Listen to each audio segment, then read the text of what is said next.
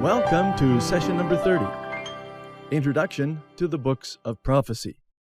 Before we plunge into the prophetic books themselves, let me cover some important introductory notes. First of all, definitions. Let's take a look at the word prophecy first of all, because this is a word we'll see over and over again in these books. Prophecy is usually thought of as foretelling the future. Someone who prophesies tells something in advance of its happening. But that is not really the primary meaning of prophecy in the Bible. The primary meaning is not so much foretelling as forthtelling. That is, telling forth the word and will of God. Often the job of the prophets was not so much predicting the future, but contradicting the present. So yes, there is a predictive element to much of the prophetic ministry as these prophets look into the future. But a great deal of what they talk and write about is contradicting the situation in which they find themselves in the present, challenging the behavior of the kings, the priests, and the people. So the prophet, as G.L. Archer describes him, was one called by God to proclaim as a herald from the court of heaven the message to be transmitted from God to man. The prophet took God's message and transmitted it to the people. On the other hand, the role of the priest was sort of a reverse parallel. The priest's role was to stand on behalf of the people facing towards God, and from that position interceding on behalf of the people and doing service for the people before God.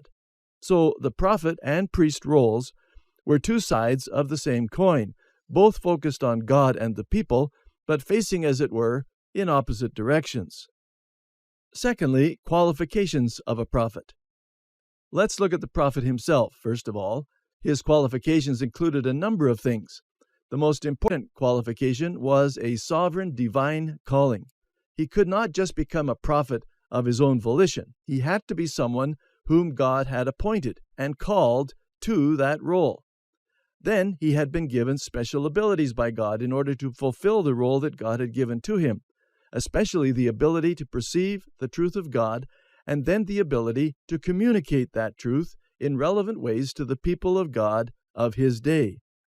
And then, of course, he had to have some spiritual qualities. A prophet had to be obedient, unselfish, full of faith and courage, and very often long-suffering. Thirdly, the primary ministry of the prophets. Their primary ministry in Old Testament times was to deliver God's message to God's people. But the problem over and over again was that the people to whom they brought God's message were unbelieving, backsliding, idol-worshiping, disobedient people so very often. Paul quoted Isaiah in Romans chapter 10, looking back at Isaiah's career as a prophet and quoting Isaiah as saying, "Who has believed our report? We've taken the report from God, from his throne room. We've brought it to the people," Isaiah said, "but having delivered it, who believes it?" His question is a rhetorical question. The answer is nobody. Virtually nobody believed their report. So often, that was the sad case. Fourthly, the message of the prophets. The message of the prophets included a number of different aspects. The first was instructing the people about the great truths concerning God and man, whether or not they believed his message. Then secondly, the prophets often had a message warning those who were disobedient, wandering away from God, and warning them about the dangers of those choices. But of course, in all times, there will always be some people in the midst of all that unbelief and disobedience who will follow God. And so the prophets have a ministry also to those who are obedient. In this case, it's a ministry of comfort and encouragement to those who are trusting and obeying God. Very often, that group was a small minority, but God still had a message for them. And then fourthly, the prophetic message could include prediction of various events yet to come. So we will see combinations of this fourfold message throughout the books of the prophets. Fifthly, understanding the prophets. How do we know how we should understand the various messages of the prophets? Well, one of the things we need to recognize whenever we look at one of the books of the Old Testament prophets is the immediate setting in which that prophet lived. what was going on politically and spiritually, or even in terms of their economy, because the prophets gave God's message in context. We need to know the key elements of that context if we're going to understand what their message meant. Secondly, we need to remember that all of human history is in the sovereign hands of an omnipotent, omniscient God who controls the affairs of history. And if we recognize this crucial truth as we read the messages of the prophets, then it will help us to understand why they said what they said.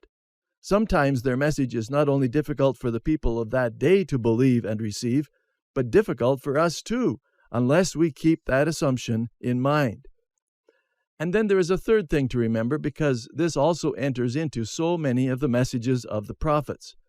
Israel, to whom the prophets immediately spoke, was a special nation, God's own chosen people. God had chosen them for his own special purposes, that through this special nation, God would reveal himself to the rest of the world. So he treats Israel differently than the rest of the nations, and the messages of the prophets will take that into consideration.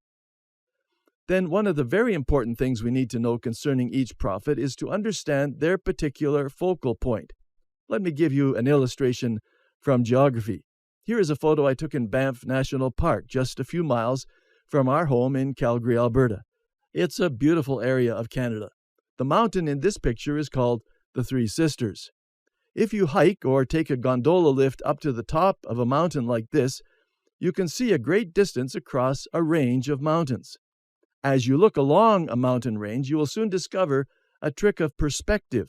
A peak which is actually quite far away appears to be closer than it really is, and the mountain peaks in the distance will begin to hide the valleys that are in between them, so that you may not realize how big those valleys are. With that in mind, let's take a look at the focal point of the prophets, because this will often include a foreshortening of perspective. Let's assume that the prophet is, as it were, sitting on a mountain representing his own time period. That's where he lives. That's where he ministers, and the context in which he works has to do with his immediate time. So when he delivers God's message to the people of his own time period, his focal point is the immediate setting, mountain peak number 1, if you will. But then as he looks a little farther into the future, he sees another mountain peak. This is the mountain peak of the captivity of the people of God. Israel first, and then Judah will go into captivity to Assyria and Babylon respectively. And the prophets very often will see these future events as another mountain peak, the captivity of God's people and the restoration of God's people back to the land of Palestine again. And then they sometimes see beyond that mountain peak to a third mountain, which is away off in the future from their own time. That was the first coming of Jesus Christ, his birth in Bethlehem, his earthly ministry, his death, burial, and resurrection. Some prophets will even see beyond that mountain, away off into the future, a future that is still future from our own perspective as well. This future fourth mountain peak has to do with the second coming of Jesus Christ and the millennial kingdom, prophesied in the New Testament and fulfilled in the book of Revelation, followed by the eventual new heavens and new earth as God brings everything to its final conclusion. We will need to recognize which mountain peak they are looking at as these prophets give their messages. And we must also realize that as they look across the mountain range of time and write about things they see, they miss the valleys in between. The result of the foreshortening effect is that mountain peaks in the distance can appear to be very close to them. For example, mountain peaks number 2 and number 3 often look like they are in the same plane of vision, but they're not. We know that those mountain peaks are hundreds of years apart. And between mountain peaks number 3 and number 4, we know that there is at least 2,000 years of valley in between those mountain peaks. But the prophets didn't know that. They didn't even see the valley. They just see those two mountain peaks off in the distance, and they look as if they are both in the very same time period. But we live in that valley between number 3 and number 4, and we know that those mountain peaks are widely separated in time. With these introductory notes in mind, let's examine the prophetical books basically in terms of the order in which they lived. This means that our next session will take us into the book of Amos.